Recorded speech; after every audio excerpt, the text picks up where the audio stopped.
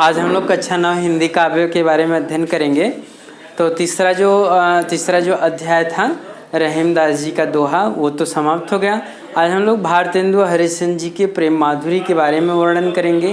प्रेम माधुरी में जो है भारतेंदु हरिश्चंद्र जी ने बड़ा ही सुंदर मनोहारी वर्णन किया है वर्षा ऋतु का। वर्षा ऋतु का बड़ा ही सुंदर मनोहारी वर्णन किया है, जो कि इस प्रकार हैं कि कहते हैं, कूंके लगी कोयलें कदम्बन पे बैठी फेरी, धोए धोए पात हिली हिली सरसे लगे, बोले लगे दादुर मयूर लगे नाचे फेरी, देख के संयोगी जन हिय हरसे लगे, हरि भई भूमि सिरी पवन चलन लागी, लखी हरिश्चंद्र फेरी प्राण तरसे लगे, फेरी झुमी झुमी वर्षा की ऋतु आई फेरी, बादर झुकी झुकी बरसे लगे। बादर निगोरे झुक झुकी बरसे लगे। भारतेंदु हरिश्चंद्र जी कहते हैं, जैसे ही वर्षा ऋतु आती है, जैसे ही वर्षा ऋतु का प्रारंभ होता है, शुरुआत होता है, उसी का इन्होंने सुंदर मनोहारी वर्णन किया है। कहते हैं, कूंके लगी कोयले कदम्बन पे बैठी फेरी। फिर जो 8 महीने के बाद जैसे ही वर्षा ऋतु का आगमन होता है, ये कोयल कदम के डालियों पर बैठ करके कूं कूं करना प्रारंभ कर देती हैं। जैसे ही वर्षा ऋतु का आगमन होता है, कदम की डालियों पर ये कोयल बैठ करके कूं कूं करना प्रारंभ कर देती हैं। धोए धोए पात हिल हिल सरसे लगे, और वर्षा ऋतु के जल से इनके हरे हरे जो पत्ते हैं धुल करके बड़े ही सरस लगने लगे हैं, बड़े ही सुंदर दिखाई देने लगे हैं। बोले लगे दादुर मयूर लगे नाचे फेरी। वर्षा के ऋतु के आगमन को देख करके बोले लगे दादुर। दादुर का मतलब मेढक भी टर्राने लगे हैं अपने अपने स्थान पर, छोटे छोटे गड्ढों में बोलने लगे हैं। और मयूर लगे नाची फेरी, और खूब झूम झूम करके मोर भी नाचना प्रारंभ कर दिए हैं। देख के संयोगी जन ही हर्षे लगे। प्रेमी और प्रेमिका लोग इस सौंदर्य को देख करके उनके जो हृदय हैं एकदम हर्षित हो जाते हैं। दोनों को एक दूसरे से मिलने के लिए उनका हृदय उतावला होने लगता है, वे दोनों हर्षित हो जाते हैं। कहते हैं, हरि भई भूमि सिरी पवन चलन लागी। हरि भई पूरी धरती वर्षा के जल से एकदम जलमग्न हो गई है, जल से एकदम हरी भरी हो गई है। हरि भई भूमि, पूरी भूमि जो है, पूरी धरती है, पूरी तरह से एकदम हरी भरी हो गई है। चारों तरफ हरियाली ही हरियाली दिखाई देने लगा है। हरी भई भूमि सिरी पवन चलन लगी, और ठंडी ठंडी हवाएं भी चलना प्रारंभ हो गई हैं। लखी हरिचंद फेरी प्राण तरसे लगे। हरिश्चंद्र जी कहते हैं, ऐसे सौंदर्य को, प्रकृति के ऐसे सुंदर रूप को देख करके नायक और नायिका दोनों एक दूसरे से मिलने के लिए तरसने लगते हैं। फेरी झुमी झुमी वर्षा ऋतु आई फेरी, बादर निगोरे झुकी झुकी बरसे लगे।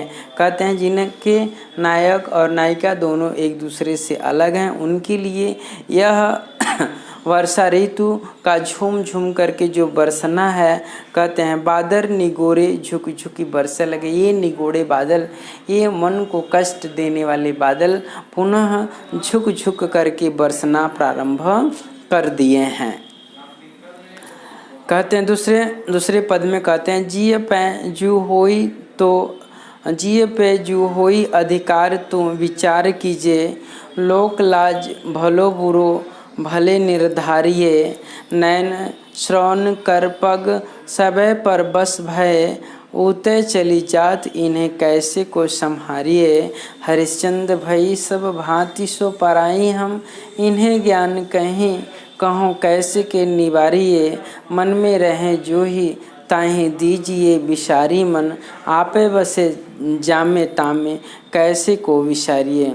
यह उस समय का वर्णन है जब गोपियों को उद्धव जी संदेश देने के लिए ब्रह्म ज्ञान के संदेश के द्वारा श्री कृष्ण को भूलने की बात करते हैं, श्री कृष्ण को उनके हृदय से निकालने की बात करते हैं। कहते हैं तुम लोग निराकार ब्रह्म की उपासना करो, इसी से ही तुम्हें श्री कृष्ण की प्राप्ति हो जाएगी। तो गोपियाँ उद्धव जी से कहती हैं कि हे उद्धव जी, जिये पे जो होई अधिकार तू विचार कीजिए। यदि मेरे मन पर मेरा अधिकार होता, यदि मेरे अंतःकरण पर, यदि मेरे बुद्धि पर, मन पर मेरा अधिकार होता तो विचार कीजिए, तो मैं उस पर थोड़ी विचार करती। मैं उस पर विचार करती कि मुझे हृदय से निकालना है या श्री कृष्ण को हृदय पर बसाना है। लोक लाज भलो बुरो भले निर्धारिए। इस लोक लाज को, इस सांसारिक मर्यादाओं को क्या भला है क्या बुरा है, मैं इस बात को निर्धारित कर लेती कि मेरे लिए क्या अच्छा है और क्या अच्छा नहीं है, इस बात का मैं निर्धारण कर लेती। नैन श्रवण कर पग सबे पर बस भय। लेकिन मेरे तो नैन मेरे आँखों पर, मेरे कानों पर, मेरे हाथों पर, मेरे पग मतलब पाँव पर, सबे पर बस भय, सभी पर, सभी अंग प्रत्यंग पर श्री कृष्ण का ही अधिकार हो गया है। ऊते चली जात इन्हें कैसे को संभारिए। ये तो अपने आप उनके पास चली जाती हैं, बताइए हम इन्हें अपने बस में किस तरह से करें, कैसे हम अपने ध्यान को कंसंट्रेट करें, एकाग्रचित करें। यदि ये सब मेरे अंग प्रत्यंग यदि मेरे बस में होता तो मैं इन पर विचार करती, मैं इस बात को निर्धारित करती। लेकिन मेरे आँख, मेरे कान, मेरे हाथ, मेरे पैर, मेरे हृदय सब श्री कृष्ण के बस में होकर के उन्हीं के साथ चले जाते हैं, तो फिर मैं कैसे इस बात को निर्धारित करूं, कैसे को संभारिए।